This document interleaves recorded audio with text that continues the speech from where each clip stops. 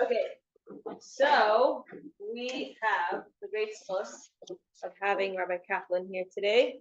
Tonight is Or La Tes Kislev, and we are celebrating and Farbrengen in honor of the Mitterler Rabbe. I actually love the Mitterler Rabbe. It was my favorite Rebbe of all time. So in the history, Baruch Hashem.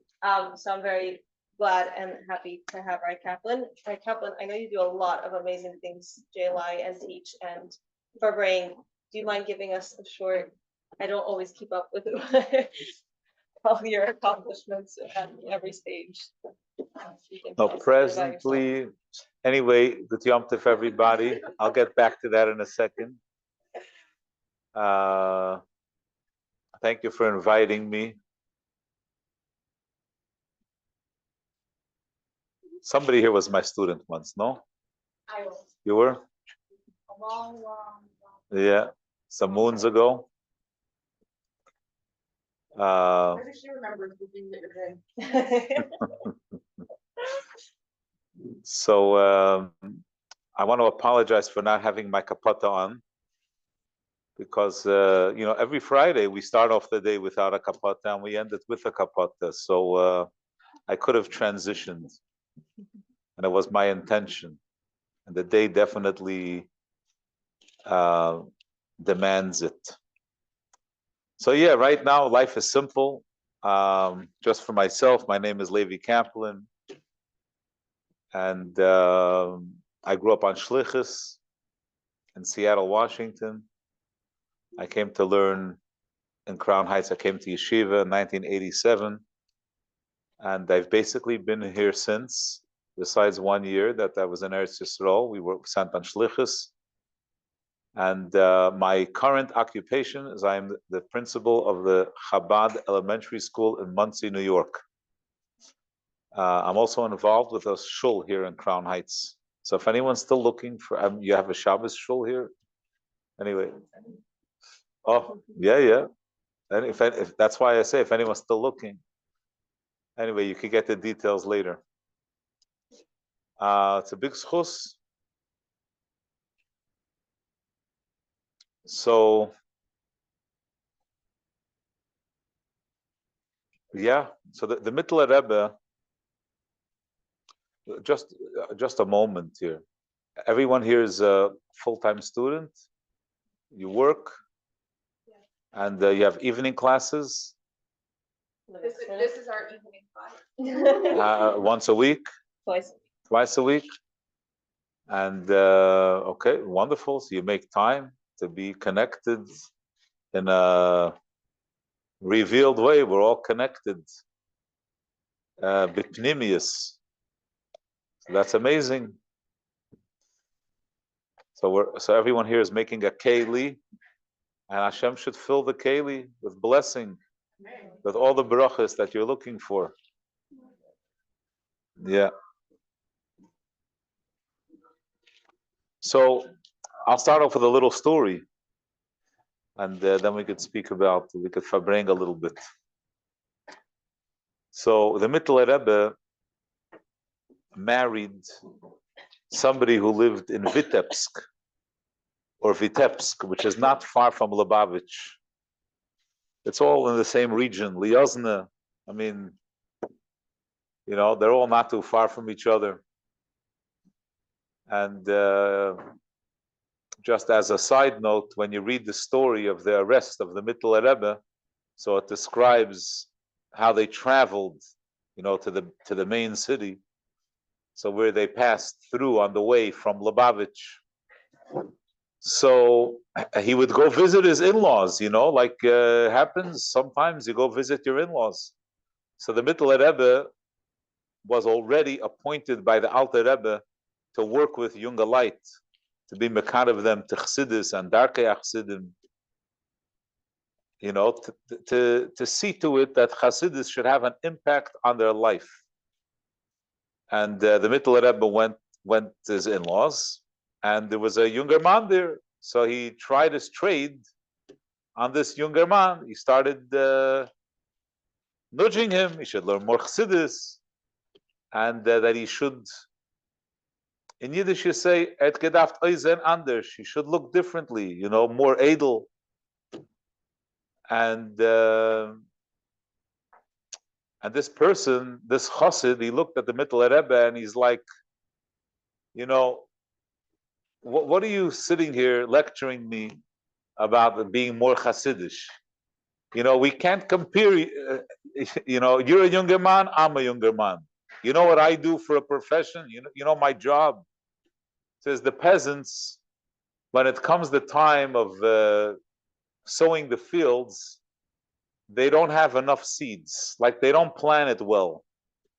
So I sell seeds to the peasants, and then we make up, after the harvest, I go collect the seeds with profits. So when I go, when the season comes, when I go to collect my grain, so first of all, I have to go very early in the morning, because later in the day, people leave their houses. You can't get anything. No one's home. Like you come to the house, they're missing. So I leave the house 3:30, 4 a.m. and I come to the peasant's home, and I want them to feel good about everything. So we say a little l'chaim, and he says sometimes when we're sitting there schmoozing, his wife will come in. I don't want her to ruin the business, so I give her l'chaim, and and then we all have a drink. And then he says sometimes we dance a little, everybody together. And he says I make a couple of rounds. By the time it's 9 o'clock in the morning, he says I'm half drunk, and he already danced with a couple of couples of the Russian peasants. And now he's going to daven. What do you expect? What's the davening going to look like?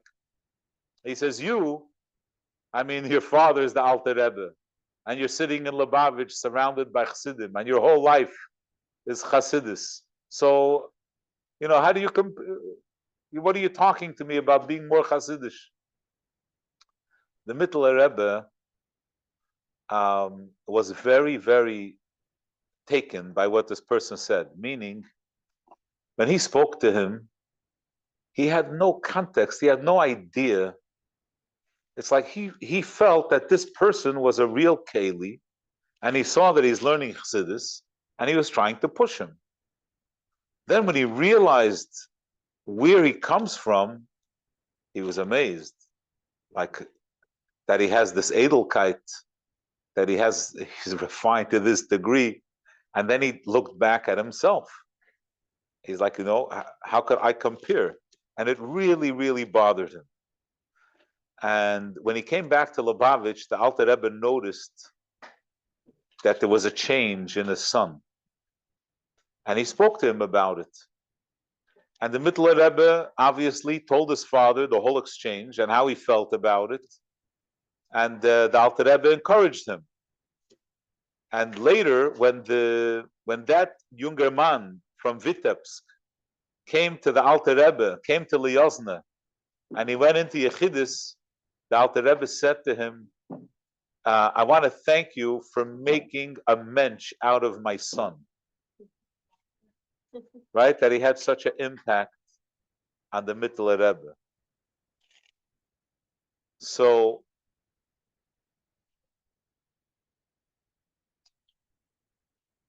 there's a certain oddity with sitting at such a Farbrengen. It's like, I'm just giving a drosha. So I want to say a few things. First of all, I can't answer all your questions. Like this, the Farbrengen is about the Mitterler Rebbe. If we have questions about, all kinds of theological questions or whatever, like it's beyond the pale. But if any, some questions are always a good thing. The other thing is that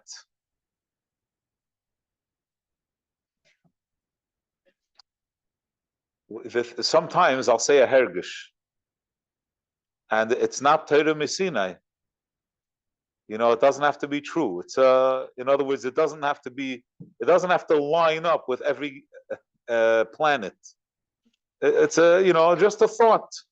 So I want to share a thought that maybe we could each take to ourselves, and maybe it's a little bit, I'm being a little presumptuous and making some big statements, but the Mitterler Rebbe's Chasidim were known to be dedicated to Avodas HaMoyach, to meditation. They were very serious about learning Chassidus, and they all practiced meditation. When I say all, in other words, that was the koch of the time.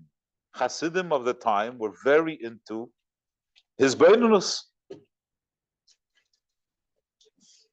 The Mitterler Rebbe's tkufa, even though the Mitterler Rebbe was arrested, but the emes, the tkufa of the Mitterler Rebbe was a calm period on the side of Russia and Ukraine. The Gzeiros began with the Tzemach Tzedek. The Gzeira of the Cantonists began during the lifetime of the Tzemach Tzedek. Everyone knows, right? Everyone knows the Cantonists, right? You're all familiar, right? So, and that, the havoc, the pain, the challenge that it brought to have kids taken away from their families.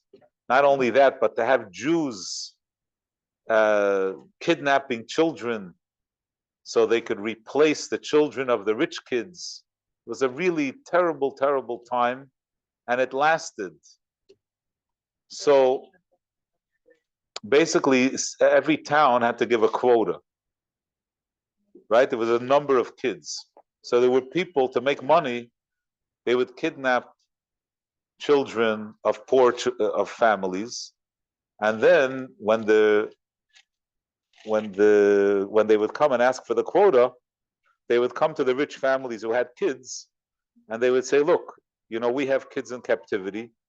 We'll give them, instead of your children, give us money." The way I'm presenting it, that's one way. There were different ways that it took place, but this, in different forms, this happened. So, I'm not, I'm just to think about it. The Eibishter provided the Hasidim of the Mitterler Rebbe with a certain space that would allow for meditation. It wasn't abundance of Gashmias, but they didn't have the tzoros that came afterwards. And on the Hisnagdus end, they didn't deal with what they dealt with in the time of the Alter Rebbe. So the Hasidim of the Mitterler Rebbe were in a time that allowed them to really be involved in learning and meditation. Okay, and then I don't know which one came first. Maybe they stopped being Mizbainin, and then the Eibishter brought Gzeiros. Again, we in 2024, at the tail end of 2024, we live in a time when there's a tremendous emphasis. I'm not talking now about what's going on in Eretz Yisrael. That's another discussion. Maybe we'll get to part of it. But we're living in a time where the discussion among young people, parents, mechanechim, the emphasis in the world is about, and it's not today, it's already for, maybe a decade, there's this emphasis on providing people with a safe space. And I'm not saying this in a dismissive way. Some people don't even understand what safety means in this sense. But there's a tremendous, it's not about improving the curriculum. It's not about what's the program. It's about, are the students going to be comfortable? Can they learn? Or they feel threatened? There's something looming that doesn't allow them to focus, whether it's bullying or whatever issues might come up. in an environment where someone is trying to concentrate. So there's a tremendous emphasis on understanding and providing people with a space that's conducive to learning. To me, from a Chassidus perspective, the tachlis of all of that is one tachlis, is to lead to his beinunus. Meaning, in the tkufa that we're in, where we don't sit every Shabbos by Farbrengen with the Rebbe, and the messages of Chassidus can only reach us by us learning on our own. You know, when the Rebbe says something, the impact of the Rebbe saying something is very profound. No mashpia, magid shir, no one that comes to learn with you is going to say anything that's going to, sear itself into your neshama. It's not like they're going to say a mimer and it's going to have such an impact. It's possible that you will be impacted, but we understand that when the Rebbe says something, it's so much more impactful. There's a famous, when Hasidim talk about the early generation of Hasidim, Rabbi Isaac Homler, when he came out of the first Yechidus, he waited 15 months before he went into Yechidus again. He said, the Alter Rebbe gave me work. In order to implement what the Alter Rebbe told me, I needed 15 months of consistent work in order to implement all those, the expectation. And there were many other examples of such a model where they would hear a message and then the Hasidim would say, wow, how long will it take for me to make that part of my life? So for us today, in the spirit of the Mitterler Rabbe, there's something that we have that's a parallel. In Gashmias, materially, we're not struggling the way people were struggling, 2 generations ago. We don't have to talk about too many stories. My grandfather, through marriage, would talk about how the worst way to pass away is through hunger. And he survived hunger, but he came close. He said, why? He says, because, when a person knows that their end is near, they want to think about ruchnius, cheshbon hanefesh. They want to think about meaning. When you're hungry, you only think about bread. That's it. You become reduced. And that was the experience of many people. So we have, a certain amount of menucha. Of course, people struggle financially. That's not the discussion. But we're in a whole different space. And mostly the emphasis, the training, the reteaching, working on cultural and social norms, right? What's normal? What do we have to work on? What do we normalize? Is it normal that a kid should have to be afraid of someone sitting next to him in a school? Or is it normal that while you're sitting in a classroom, if you raise your hand to ask a question, or if you're in a shir, you're going to raise your hand to ask a question and someone's going to react dismissively, and you're going to say, you know what, I'm uncomfortable asking a question. So all of this is here to give us the opportunity to be mizbainin. Yeah. Is there anything you can advise to actually be mizbainin in an embarrassing way? Right. And as a way to be mizbainin? Something mizbainin about, but like, I don't know, Right. So what I would suggest is to find in davening something that you're comfortable with, like a part of davening that you feel comfortable with, then to learn a little bit about it and to be mizbainin in that inyan. So yeah, so you have a base in the text, You have a spot in the text, and you also feel like it's something that you chose. So you have like a libe chofetz aspect to, the Mitterler Rabbe. One of the svarim of the Mitterler Rabbe is a Pirush HaMilos, and he literally goes through pasuk by pasuk of davening, and just gives a biur, like in Hoidu, pasuk by pasuk, Yehi Chavoid, in Ashrei, just of course Shema, but yeah, like you're saying, 5 minutes. What does it mean? What's the meaning of B'chol Levavcha? It's not about, first of all, many of us were raised with this idea that like there's a way to do his beinunus, like there's a kind of magic, and so we're all like lost in like how do you find this place?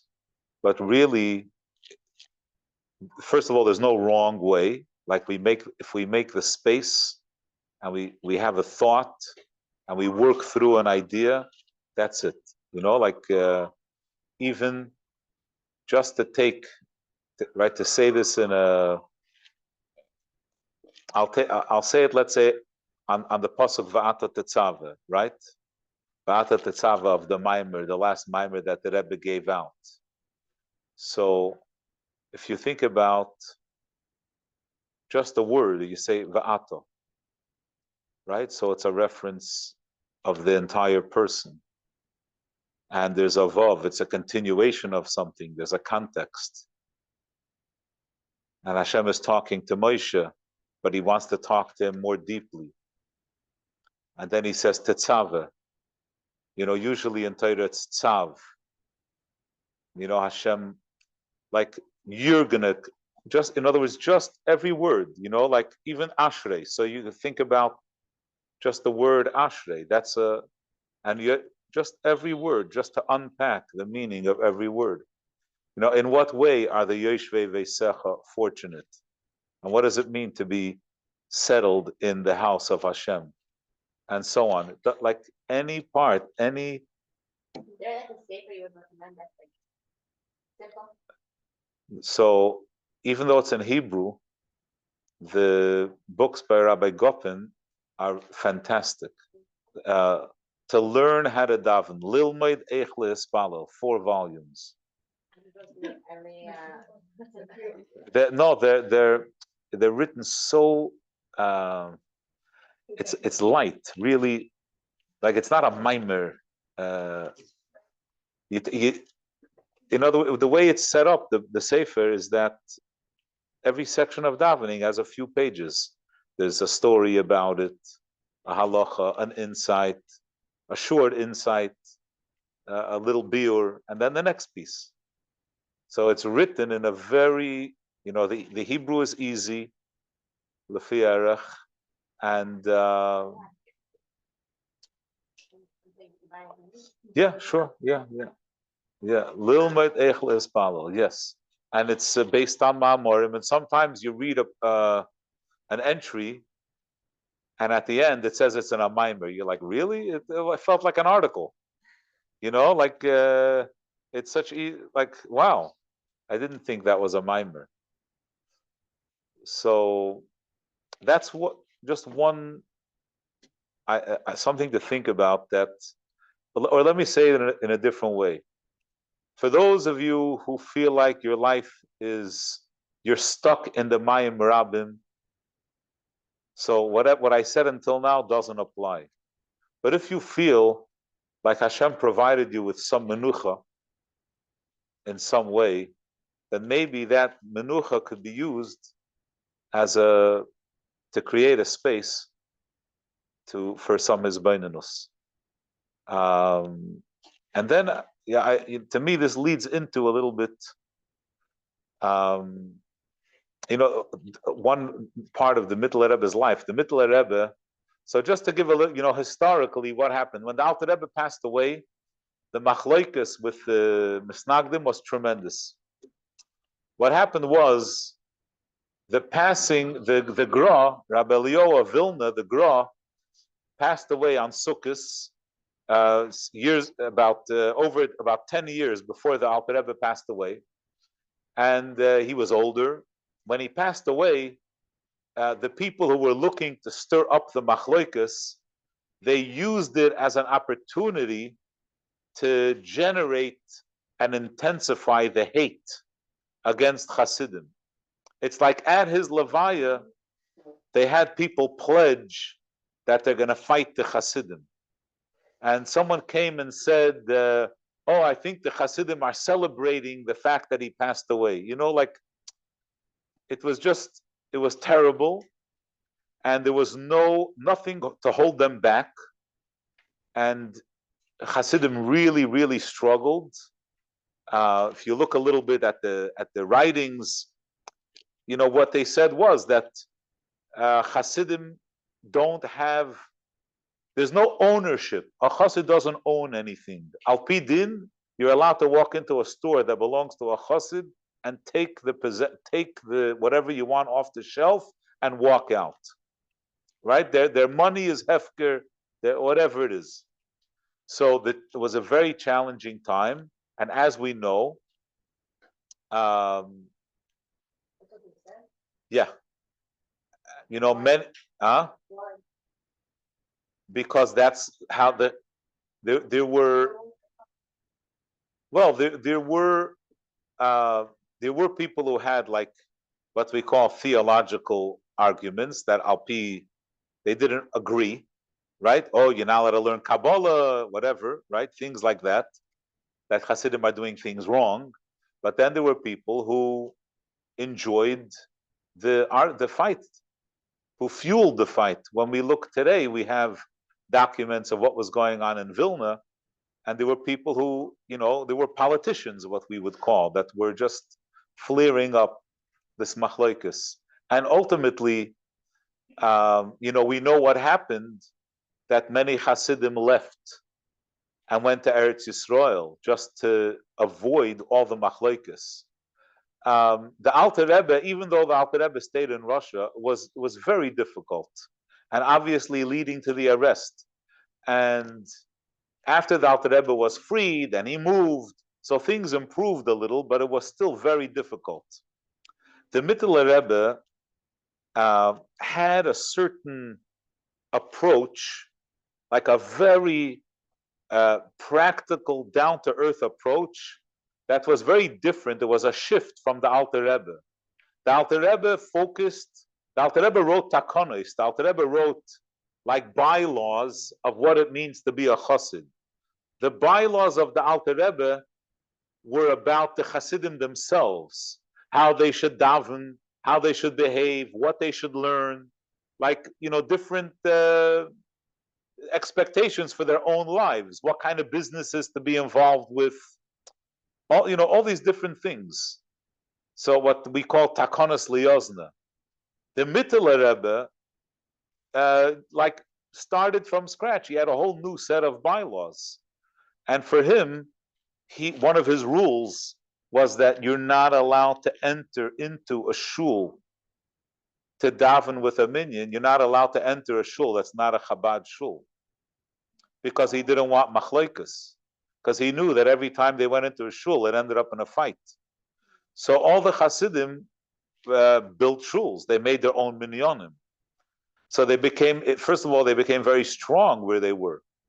Then he said even to listen to Kriyas HaTorah from behind the window, he doesn't allow, because people would know, and they would, then it becomes an issue. Then they close the window, and all these things that would happen. And then he said, and also absolutely forbidden to get involved in any debate. You're not allowed to argue. Nothing. You have to walk away. There's no debating anybody, no arguments. And then the Mitterler Rabbe said that any chassid who wants to come to hear Chassidus in Lubavitch, the condition is that on the way, every town that he passes through, he has to stop there and chazer a maimer. Okay, so you have all these people, looking to get to the next stop, trying to find customers to listen to them saying ma'amorim.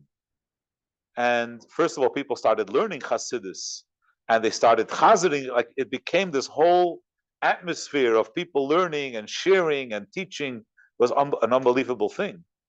So this style, which was completely new, the Hasidim, like the Alter Rebbe's Hasidim, didn't have this in their programming at all.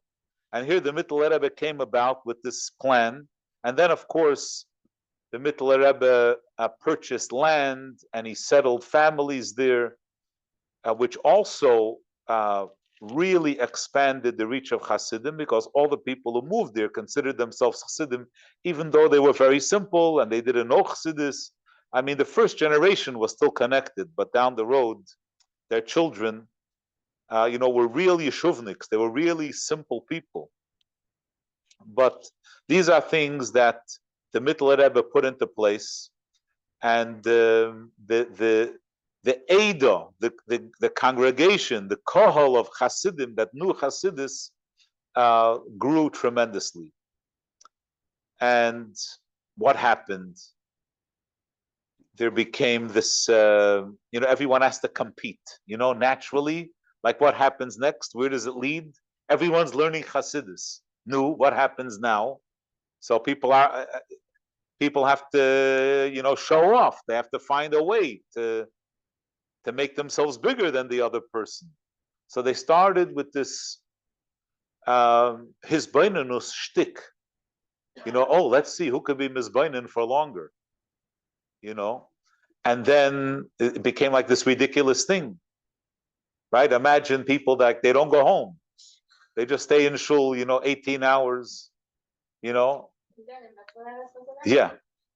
And so then there began this new thing that if you're in a truly, if this is real transcendental meditation, I'm sorry for using that language, there won't be any, it won't be,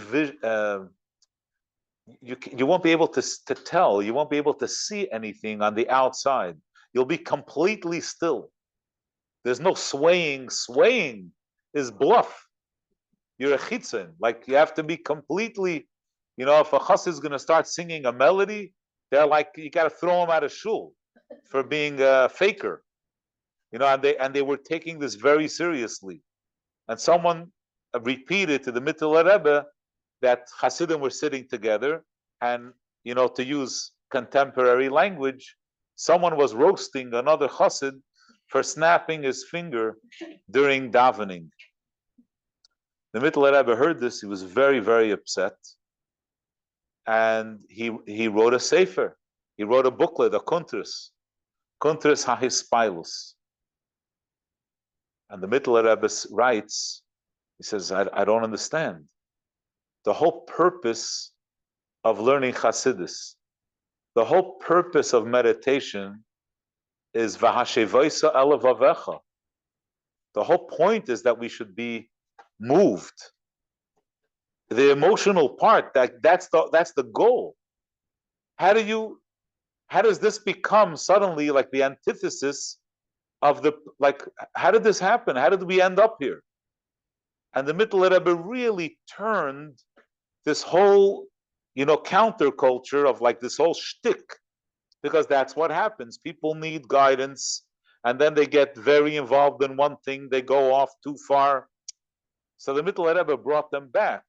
And for us, this idea, yes,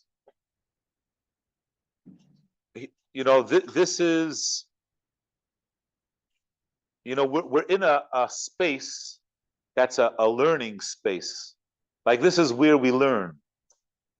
And in today's day and age, the emphasis on content is tremendous. Like everybody, we want information. We live in the information age. And the idea of what happens with the way we feel, how does it reach us? Where does what we learn, how moved are we by what we learn? And by the Mitterler Rebbe, that was the key. I'll mention this over a background. The Alter Rebbe writes in Tanya, in Perek Lamed Zayin, he says, our avodah in the world is la'asoisei. La'asoisei is the most important thing because this is where klipa is, and the novelty of forcing klipa to serve Hashem, that's why we're here. That's iskafia. That's ishapcha. That your body, your guf, your nefesh abam is saying amen and doing a mitzvah and so on. So that's in the la'asoisei. So the Alter Rebbe says, first, there's the object. You take a physical object, you take a lulav, you take a piece of food, you take a physical object, which the chayes is from klipas noiga, you don't see a lekus in it, and you make it, this becomes a mitzvah. That's iskafia. That's transformation. You just took something that was klipa, you made it kedusha. So first there's the chayfetz. Then the Alter Rebbe says, there's your body. There's your nefesh habahamis. You're transforming that to kedusha. Then he says, well, what happens when you do a mitzvah that's more spiritual? Like davening. It's not really physical labor. It's davening or learning. It's only dibur. So he says, well, dibur is also a maisa because you're moving your lips. Yeah, but we would call that maisa zuta. It's like a tiny maisa. So the Alter Rebbe suddenly says, that's why we find that when you daven, you should daven kol atzmaisai toimarno. Like it didn't occur to anyone to say, wait a second, bones don't speak. What do you mean kol atzmaisai toimarno? My bones are going to say Hashem micha moicha, right? But what the Alter Rebbe is saying is that b'chol koichai, try to daven. Yeah, it's only dibur. You have the mitzvahs, tefillah, kriya shema, birchas hamazon, birchas hanenin. They're just auditory mitzvahs. But try to do it with your whole body. Try to swaying, saying it with all your koyach. The Mitterler Rabbe, there's the story that in the stillness, his meditation was so intense that from the edge of his hat, sweat was dripping. So by the Mitterler Rabbe, the Kol Atzmais, I didn't need to be dancing or swaying. But it was so felt. It wasn't cold. It wasn't, like there's the Hayom Yom, that the mind is a cold place, that the whole point is warmth. And that's also something that's incredibly important in our times, when everything becomes, I don't want to get into this, I don't know anybody here, to get into a discussion about moral relativism is beyond the scope of our discussion. But the point is that there's this atmosphere, there's a culture, there's a society that says that really all knowledge and all information, don't take it so seriously. It's only true in your little enclave. Somewhere down the road, what's important to you is meaningless to someone else. So really, it's all relative. So don't take the information so seriously. That's, in a certain way, just the fact that we live here, that we're part of this culture, it affects us. Everything is just, another idea. I was once at a bar mitzvah here in Crown Heights. Rabbi Groner was there. And there was also Rabbi Kaplan, the one who wrote that sefer, Lilmad Echle Espalel, it's from his talks that they put it together. His son wrote it. So Rabbi Kaplan was there. It was a Kaplan bar mitzvah. Anyway, so Rabbi Groner told a story. And they were Rabbi Kaplan was Farbrengen, Rabbi Groner was Farbrengen. They were being very polite. You sing a niggin, you get a turn, and then another niggin, and he gets a turn. And it says, everyone's very polite.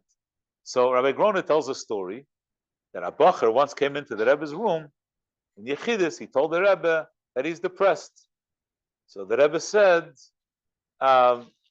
something like, walk over to the window, open the window, throw your depression out of the window, because my room can't carry depression. And Rabbi Kaplan heard the story. He was like, oh, wow, what a story. You know, and so they sang a niggun, and then he's talking about it, how incredible, this and that. Anyway, then there's another niggun, then Rabbi Groner starts another story. And Rabbi Kaplan, like, he loses it. He's like, where are you going? Like, we're still, like, the next story is going to erase the previous story. Like, I'll just mention this. When the Frierdiker Rebbe got married, it's also connected to Mitterler Rabbe. So I think he got married on a Friday. Shabbos, Sheva Brachas was by the Rebbe Rashab. And Sunday, they made Sheva Brachas as like a Chanukah Sabayis for the Frierdiker Rebbe. They started whatever the program was. They started Sheva Brachas 2:00 in the afternoon, and they Farbrengen until 5 or 6 the next morning. They took a break for Ma'ariv in the evening, and they Farbrengen till literally to the next morning. Sitting at the table was a Chassid who was a student of Rab Pesach Malostovker.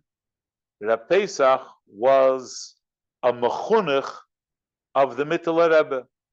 So the Alter Rebbe asked the Mitterler Rabbe to work with the younger light. And Rab Pesach was one of his mechunachim, one of his trainees. And Rab Pesach had a Talmud, Reb Zalman, who was by the Farbrengen. And when they finished Farbrengen, they're like, oh, let's make a minyan for Shachris. You know, in other words, instead of going to sleep, we'll daven and then. So Reb Zalman felt that somebody was, that someone was impatient. Someone was like, no, let's daven Shachrit, he couldn't. He's like, where are you rushing? Right, after sitting at the table for 16 hours, like, where are you rushing? He says, Rab Pesach told him that he heard from the Mitterler Rebbe that we say in davening, va'avadetem mehera. Va'avadtem means you should destroy. Right? Like we have v'ibadetem eis kol maskiyosom. When you come to the, le'abeid, right? To destroy, to wipe out mehera, any hastiness. Why? Because me'al ha'aretz ha'toiva. It takes you away from doing things, from goodwill. Like when you have a ratzon tov, and then you get impatient. So it takes you away. So the Frierdiker Rebbe said it was incredible to have like Kli Shlishi, like Reb Pesach heard it from the Mitterler Rebbe, and for Zalman, this is like 30, 40 years later, I don't know how many years later, and it was so deeply embedded that it was like instinctive. The moment someone was a little rushed, he felt uncomfortable. And that's really, I mean, here we are, we're in New York City. I mean, this is like, you can't fall asleep at the light. I mean, there's such a drive, but really the space of his beinunus and Ratzon Tov. The Rebbe Rashab once said, I'm going in, this is like Chassidish Maises that are a little. Reb Sheil Brook used to say that in the olden days, people used to say Tikkun Chatzos together in shul in a minyan. So every night at midnight, the husband would leave the house, he would go to shul, come back 1 o'clock, where were you? Tikkun Chatzos. Then he says people started having an ego around it. They're like, my husband, Tikkun Chatzos. Anyway, so he says, so they started doing it at home. And then they started doing it in a corner of their bedroom. Then they started doing it in their bed. And slowly, right? So the Rebbe Rashab said he said, people push off the Hizbeinus. This was at a Farbrengen. People push the Hizbeinus instead of thinking by Ashrei, by Halaluka, whatever. They're like, no, Shema. That's, So the first part of davening, they do quickly. Then when they come to Shema, they're ready, all right, tomorrow. So they don't do it. And the Rebbe Rashab said at the Farbrengen, they think it's that they don't want. It's that they're unwanted.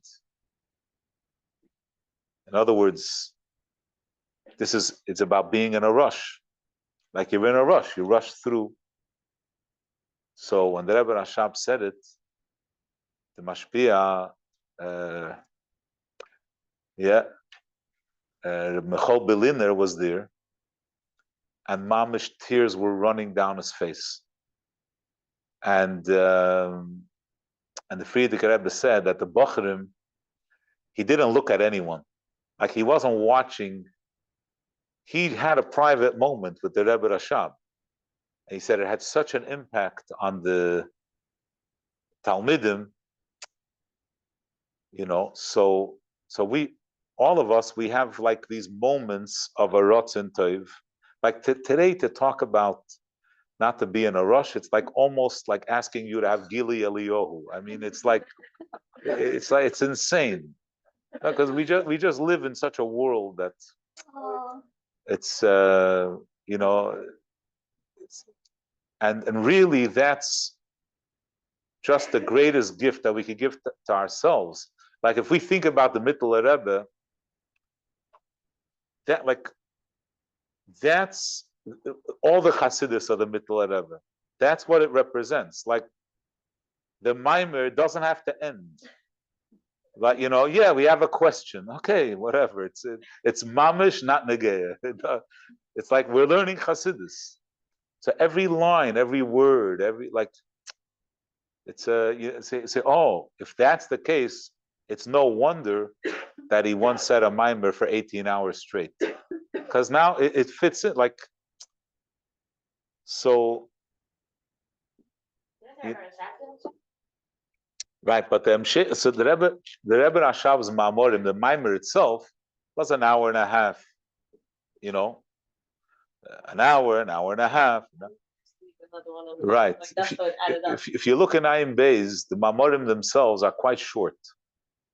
Because they're also very dense, whatever, But the Mitterler Rebbe, a mimer, 30 pages, just. It wasn't 8 hour. No, the story was that one of I think the Maharil, they called him the Stender, right? The Maharil, the Tzemach Tzedek's son, they called him the Stender. So someone asked him, how'd you get the name, the Stender? So he says, my father, one time he was leaning on me when he said a maimer, it was a long time.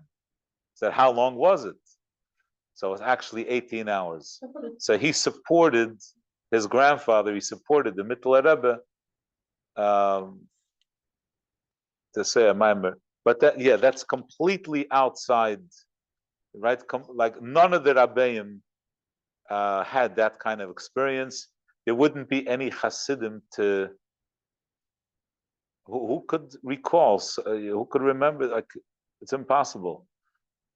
Again, these are some fantastic things. I'll just tell you that when the Rebbe Rashab said Ma'amorim, he would look into the eyes of the Frierdiker Rebbe. Okay, the Frierdiker Rebbe would stand across him. They had like a space with tables, and when the Rebbe Rashab passed away, the Frierdiker Rebbe wanted to do the same thing, but he didn't have with whom. So there was a Chassid, Avram Baruch Pevsner. It's a tremendous Chassid. So the Frierdiker Rebbe asked him if he would be the one. So he stood there. It lasted for a while. I don't remember if it was a few months, exactly how long it was. One time, he said he had a machshava zora, and you'll soon hear. And the Mitterler Rabbe, the Frierdiker Rebbe, dismissed him, and so he would close his eyes after that. So what was the machshava zora? The machshava zora was the Frierdiker Rebbe said something, and Avram Baruch thought for a moment that it's from a certain mimer. That what the Frierdiker Rebbe is saying is from a source for what the Frierdiker Rebbe is saying. But I'll just, to understand, we have, like recently, someone found a Hanocha that Avram Baruch Pevsner wrote of a mimer of the Rebbe Rashab. And they found the Hanocha after they had the mimer from the Rebbe Rashab himself. You understand? Like just 5 years ago, they found a manuscript from Avram Baruch Pevsner. But we didn't need it anymore because the Rebbe Rashab, we have the mimer from the Rebbe Rashab himself. And when you compare the two, they're almost exactly the same. I can't even describe it to you. The words, the language, the scent, everything. It's almost exactly the same. Avram Baruch Pevsner wrote it after hearing it from the Rebbe. The Rebbe Rashab wrote it, and it's almost a carbon copy. So it's hard for us to imagine. So Al Kolpanim, we have to come back to our world to understand that, thinking about that story from the beginning about the Mitterler Rebbe and the other Chassid in Vitebsk. The Mitterler Rebbe was given a responsibility to be mashpia and to be bechanech, the younger light. He took it very, very seriously, even though there were times that after he spoke, when he spoke mamish. He spoke at the level, he spoke to where people were at. And sometimes afterwards, he was sick, even for a few weeks. Just completely, but he gave his whole life to be mechanech. It's not only that was his responsibility, but you have to be able. That's the tachlis. The tachlis of Chassidus. Dira b'tachtonim is not that the Mitterler Rebbe in the clouds could learn Chassidus, but that it reaches the younger light, that all of us are able to absorb it. When we think about the story that the Mitterler Rebbe wrote a mimer for a person, Pikei Achivrim, the booklet for a person that was so far from Yiddishkeit, and he gave them a path, and he wrote it in Yiddish, and anyone could read it. Just such a simple, basic, and you say, wow, the Rebbe is writing to a person that was involved in such things. So the Mitterler Rebbe, it's betachtoinim, like for every person practically, and for us, what I would say, just from personally from myself, is that when we take, all of us have so much information. We've learned so many mamorim. We have so many ideas of Chassidus in our mind. Like we have everything we need to live a life, al pi Chassidus.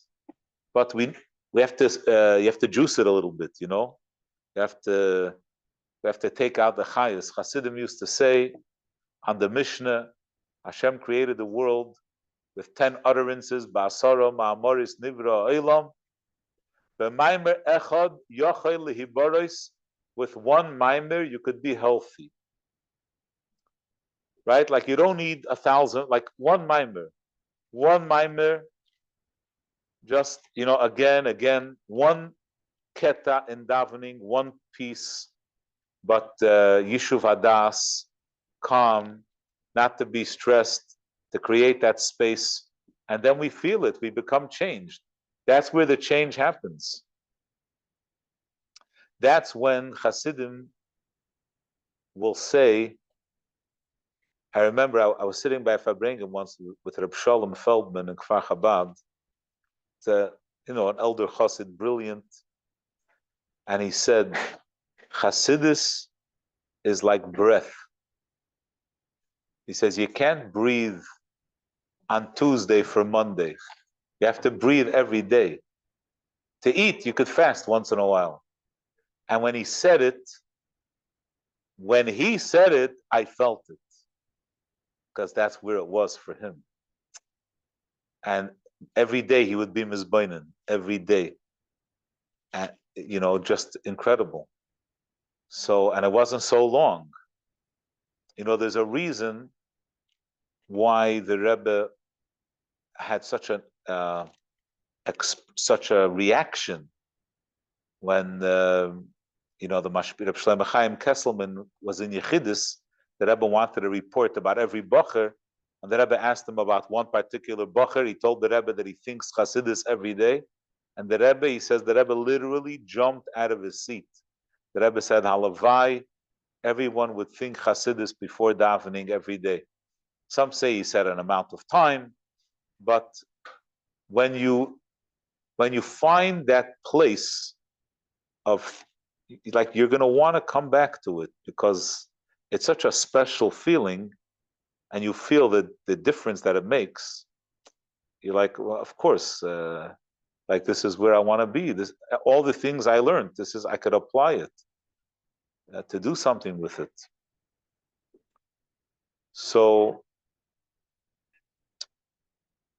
yeah, that's also the Mitterler Rabbe.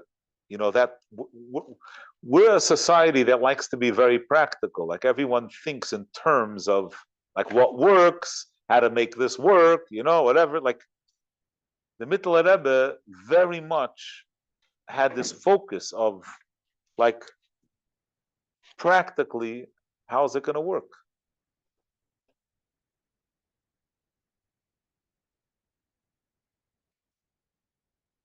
Yeah, L'chaim. I'll just to share another Maisa,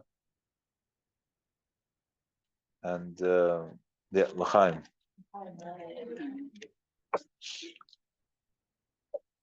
So this is a Maisa by the Tzemach Tzedek. These characters, Rabbi Hillel, Paritcher, Rabbi Isaac, they were by the Mitterler Rabbe, and then by the Tzemach Tzedek. So there was, obviously, at the end of the life of the Tzemach Tzedek, there was a tkufa that he asked that no one should come. After his Rebbetzin passed away, Rabbi Hillel was by the Rebbe. Rabbi Hillel was always by the Rebbe. That's where he was at that time of his life. He was one of the Yoshvim in Lubavitch.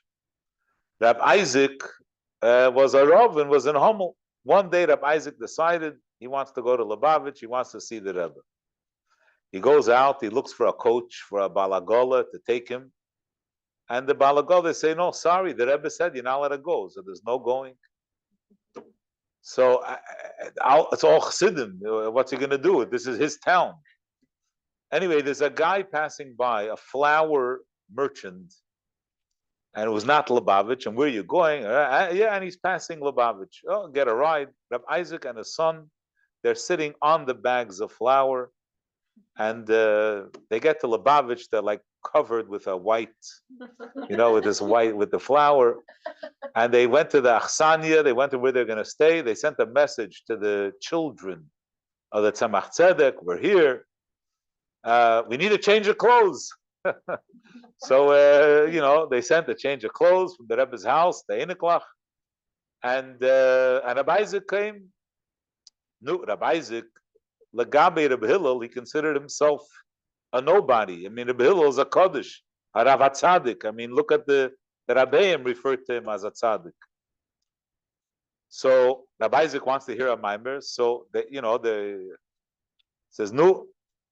So he says, Hillel, go tell the Rebbe that I'm here.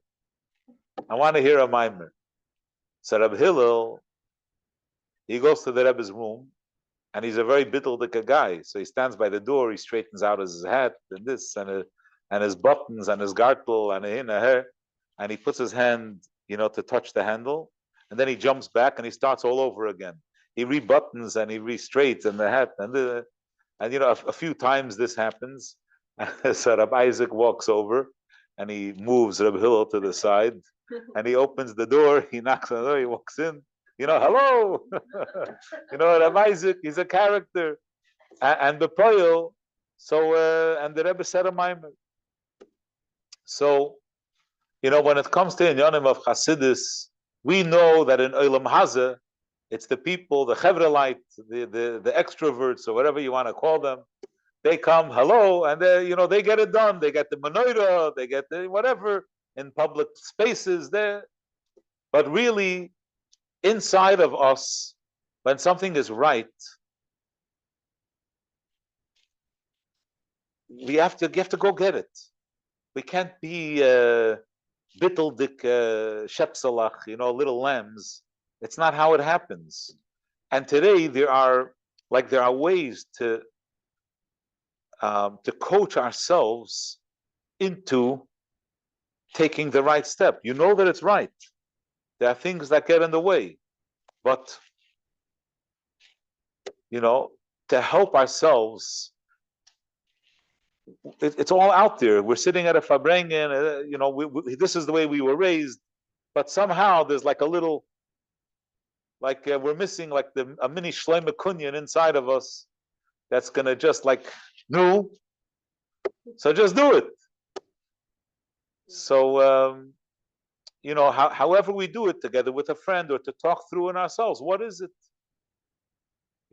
What's holding me back? And what we see, what all of us see in our own lives, is that when we make a little step, that instead of our nefesh habamis making the decision in our lives, when the nefesh elikis makes the decision, 5 minutes becomes 10, 10 becomes 20. It's and then we see the change slowly, lasting change. So this is the beginning. Here we are, Tes Kislev. And I think that's also the message of the Yartzeit and birthday being on the same day. That by the Mitterler Rabbe, the Ruchnius, that's the way he actually lived. It manifests, his shleimus manifest practically. So all the things that are in our head, in our mind, should come down to our heart. We should try to feel it, and to actually live it. L'chaim, l'chaim. Thank you again, and good Yom Tov, everyone. What did he do when go there with the Chassidus, things Chassidus? Anything story, minds, what do you mean? What does it mean to think Chassidus? Yeah. A Chassidish message, right? Any Chassidish message. I would say, let's say, there's Rabbi Hillel Paricher said a vort. He said, if you don't have, so there are two versions. If you don't have a chush in Negina, you don't have a chush in Chassidus. That was one version. The other version, he says someone who has a chush in Chassidus, someone who has a chush in Negina, has an improved chush in Chassidus. Rabbi Hillel Paricher. So just to what's the meaning? What's a chush? What's a chush? In other words, every thought you can be. I can't say you can't be mizvan in every hayom yom, but every phrase could be thought about, and you could unpack every phrase. Sometimes you do the variance, and then the next minute you're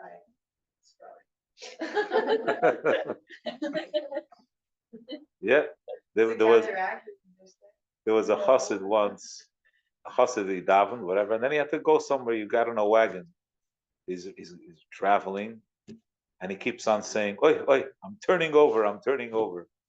And the coachman is like trying to avoid potholes.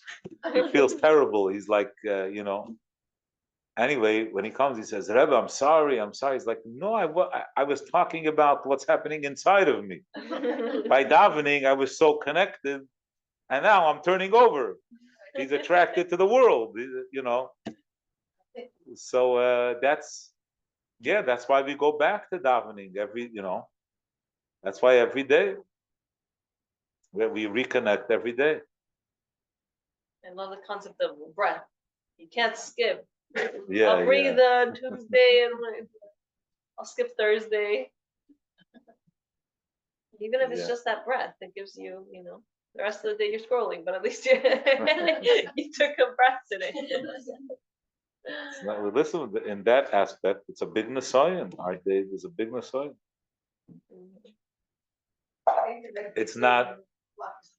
It's not even so much about the content.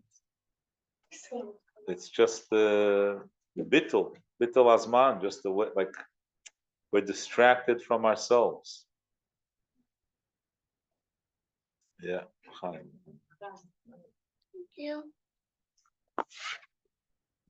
Thank you so much.